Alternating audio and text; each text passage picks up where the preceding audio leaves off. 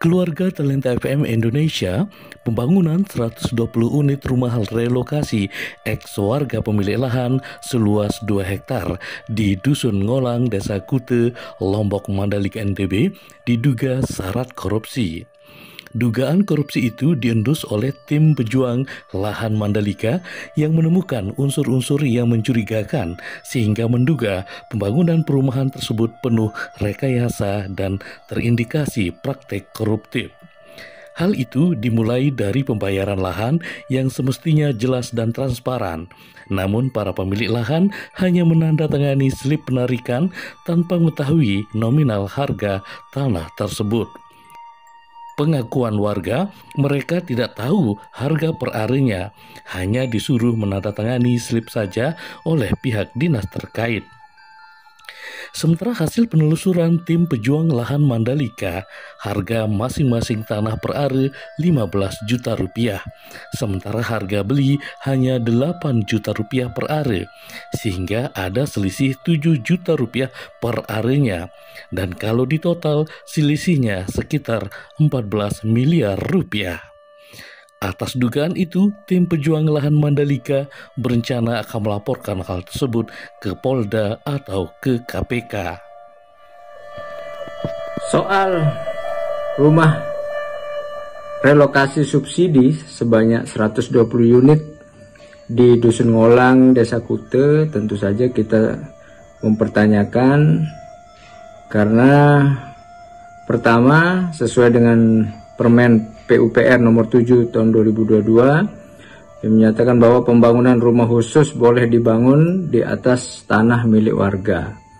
Artinya warga membayar langsung tanah tempat rumah mereka. Menurut data itu 15 juta per are. Nah, kemudian tanah tersebut dibayarkan, tapi anehnya dibayarkan di bank, warga hanya disuruh menandatangani slip penarikan tanpa ada pemberitahuan berapa jumlah atau harga tanah per are mereka itu. Jadi 15 juta per are yang kami dapatkan data, namun yang diterima oleh pemilik tanah yaitu Pak Murdi sebanyak 8 juta. Nah, konon 10 jutanya konon yang naik di kwitansi itu 10 juta.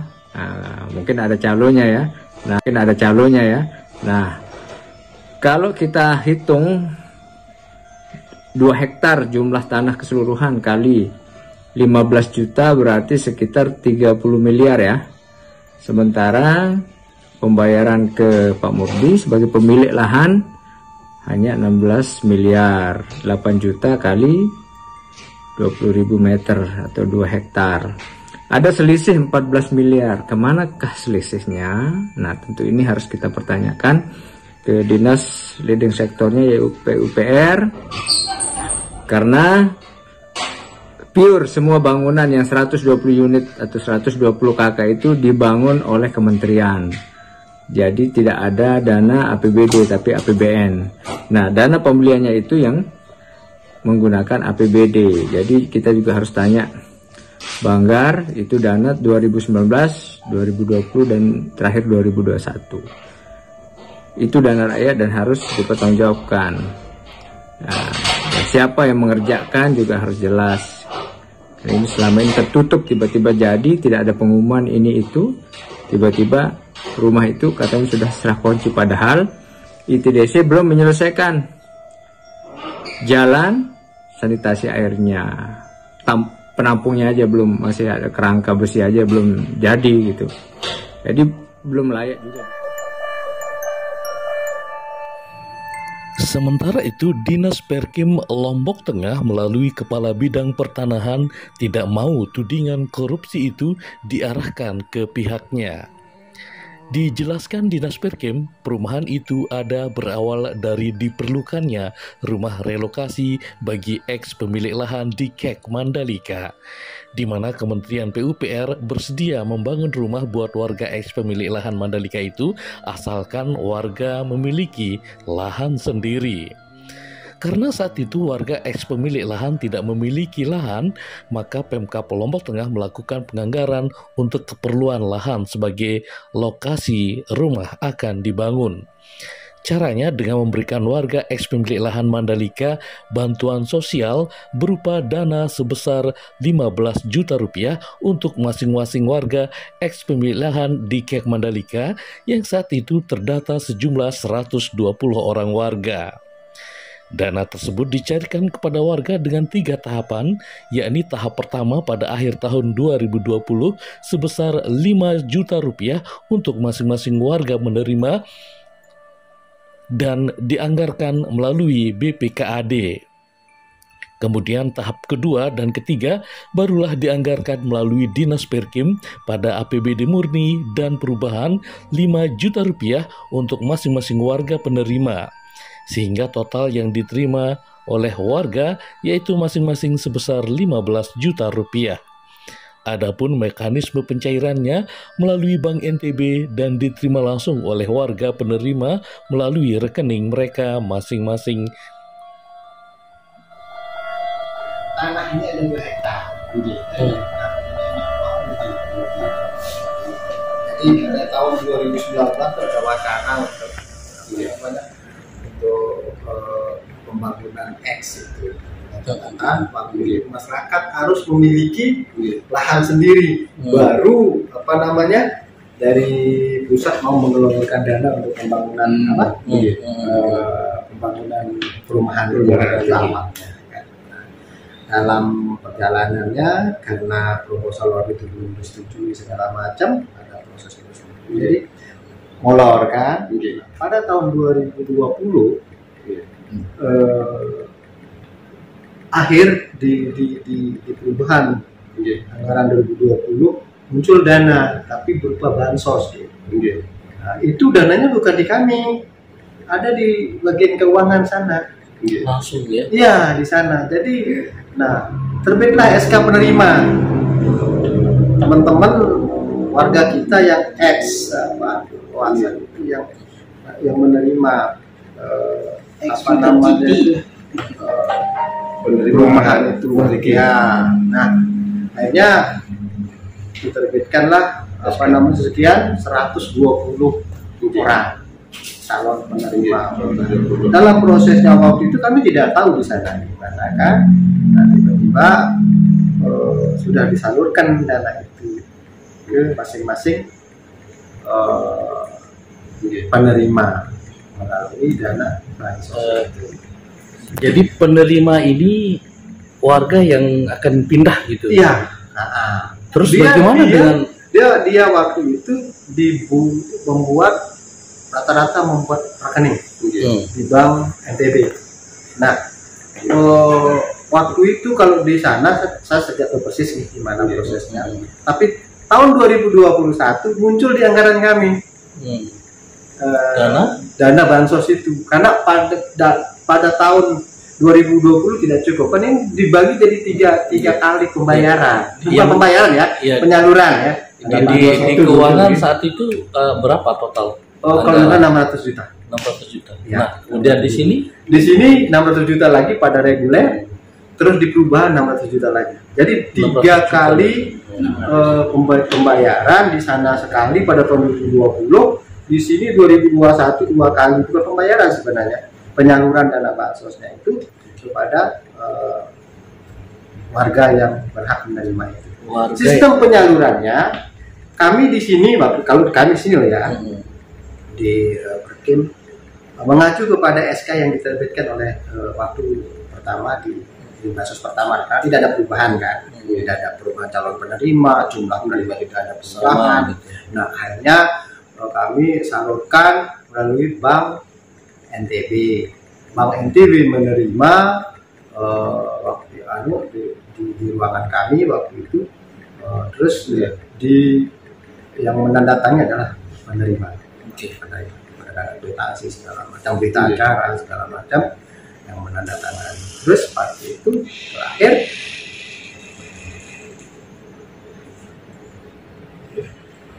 pas sudah disalurkan, kami sudah tidak tahu untuk alokasinya, ya alokasi anggaran itu terserah mereka, masyarakat yang menerima, warga ya. Iya, apakah dia mau beli tanah, beli rumah, kita tidak tahu, kita tidak salurkan kan. Tapi kita pengetahuan kami bahwa itu karena dari awal mereka sudah disalurkan dari pihak dari keuangan awalnya. Kita lanjutkan saja. Karena menurut informasi bahwa dana total harga katanya sih yang dibayarkan kepada masyarakat, kepada pemilik, ya kan, itu kan 15 juta.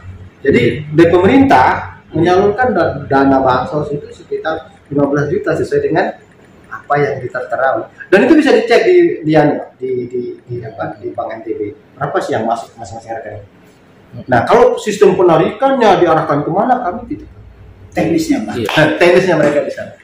Masing-masing orang dapatnya berapa jadi? 15 juta. 3 kali penyaluran. Ya kan? 15 juta kali 3 berarti. Iya, 5 juta kali per 3. penerima. Per penerima. Dan itu mungkin bisa dicek di rekening masing-masing. Ada kok. Di Bank NTB. Dan mereka juga pegang rekening satu-satu. Iya. Berarti ini seolah-olah 5 juta berarti. Berapa? Nilainya katanya 45 juta berarti semuanya. Per orang. Per orang cuma 15 juta satu hari perhitungannya. Tapi yang didapat oleh penerima ini 45 juta, 3 kali penyaluran. 5 juta. Oh, bukan 15 semua. 5 juta. Gitu. Kita berarti 15 per orang. Berarti dengan kalau kita berasumsi kan, yang 15 juta itu ya untuk mereka beli tanah gitu. Iya, tempat dibangunkan rumah kita oleh tahu kementerian. Itu asumsinya. Kan, asumsi awal artinya begini. Waktu itu kan dari pihak BPK juga. Waktu itu kan kami juga pernah ditanya segala macam sampai BPK juga ngomong, jangan-jangan ada beli kerbau atau beli sepeda motor nih, katanya kan. Pas itu di luar kami, Pak. Karena kami sudah menyalurkan lewat Bank NTB selaku bank daerah. Nanti mereka masuk ke rekening yang bersangkutan, dia tarik sendiri, ya kan. Terus mungkin beli tanah, beli apa sah. Iya, saya nggak ngerti tuh. Iya. Berarti 1 miliar berapa totalnya? 1,8. Berapa ini? Ya. 15. 600 kali 3. 600 kali 3. 1,5 nih. 600, 1,8. Iya kali 6 kan? Iya. Berapa orang itu nih? 120. 120 orang. Kali 5. Kali 15. Jadi penyaluran pertama 600 juta. 1,8. 1,8 totalitasnya. Total semuanya selama 3 kali bagian itu. 5. Jadi yang penerima itu masing-masing penerima mendapatkan bantuan itu 15 juta dalam 3 kali penyaluran. Kami menyalurkan 2 kali dari Perdinas Perkim. Terus yang pertama 2020 akhir itu kalau nggak salah Desember 2020 itu langsung dari keuangan. Artinya berapa luas lahan yang dibebaskan dari dengan seluruhnya kalau nggak salah 2 hektaran. Ada kalau itu yang total yang lebih tahu itu di Pak di Parus untuk 120. Ya, karena di sana kan ada untuk untuk ada untuk asum, ada segala macam. Ada untuk jalan, ada untuk drainase, ada untuk berarti warga itu tidak sih total tanah tempat dibangunnya itu 1 hari berkurang. Menurut kaptingannya yang ada sesuai dengan apa yang dianukan sama dari pihak rumah itu rata-rata 1 hari. Sekarang kalau 36 lah itu, Pak. Iya. Besar. Mewah lagi. Nah sekarang kalau ini apa namanya ada muncul kayak pemilik tanah misalnya seperti ini merasa bayarannya kurang itu gimana? Karena dia langsung berhubungan Pak, bukan kita, nggak ada hubungan kita sama, mohon maaf ya, kalau nggak salah Pak Murdi, kami tidak berhubungan sama sekali sama mereka. Jadi mereka langsung, pemilik lahan itu langsung berhubungan sama masyarakat yang penerima itu, gitu loh. Kami tidak ada hubungan sama sekali, karena bagaimana rupa dana cashnya juga saya nggak tahu gitu loh. Kami hanya menyalurkan ini loh sesuai dengan kwitansi diterima oleh pihak bank, ya sama pihak bersangkutan kan disalurkan lewat bank memasukkan ke masing-masing rekening yang sudah 50 orang. Ya. Berarti daftar nama penerima itu ada di sini? Oh, sudah kalau di sini ada di tempat ini ada. Karena memang itu dah orang-orang yang menempati rumah sekarang itu. Oh iya. Istilahnya data nama itu bisa kita dapatkan lah di sini. Bisa kita minta gitu. Iya. Dan itu sudah di cross check loh. Mohon maaf ya. Di bidang perumahan, bukan di Pak Rusdi. Di bidang perumahan, beliau di bidang pertanahannya. Kami ini bukan menyangkut masalah pengadaan, Pak. Iya. Kebetulan karena kami ada di sini ada pertanahan, jadi dititiplah dana itu kami untuk menyalurkan. Kalau pengadaan beda cerita. Padahal bansos ya. Kenapa masuk ke pertanahan? Nah, ada Pak. Karena mungkin menyangkut masalah tanah segala macam karena sudah ada dari awal dari sana peruntukannya kan yang dari keuangan sana kan yang pertamanya dulu alasannya yang dari keuangan kenapa dipindah ke saya sini tahu kalau kebijakan di atas lah itu terkait dengan ada tunggakan yang timbul tunggakan 1 miliar karena saya tidak tahu kalau enggak malah disawab karena memang kami tidak ada dana waktu itu 600 juta kami salurkan selesai kurang lagi nih ceritanya kurang lagi loh, kok bisa kurang? Diajukan lagi untuk yang tahap kedua, ketiga. Jangan-jangan sekarang kurang lagi gitu. Karena sudah ditempati kan? Jangan-jangan. Iya. Karena sudah ditempati, sekarang akhirnya ya sudah kita sudah alhamdulillah. Berarti dari hasil audit BPK juga sudah selesai tahun 2022 awal kemarin. Malah teman-teman dari BPK turun langsung ngecek satu-satu ke yang menerima gitu loh. Sama mungkin pemikirannya ya, ngecek langsung satu-satu. Kita silakan Pak, karena kami tidak menyalurkan berupa uang saya bilang. Kami hanya menyalurkan berupa angka dan angka itu nanti dimasukkan ke masing-masing rekening yang bersangkutan. Nomor rekening mereka pegang gitu loh. Jadi yang berhak menarik hanya yang bersangkutan gitu kan.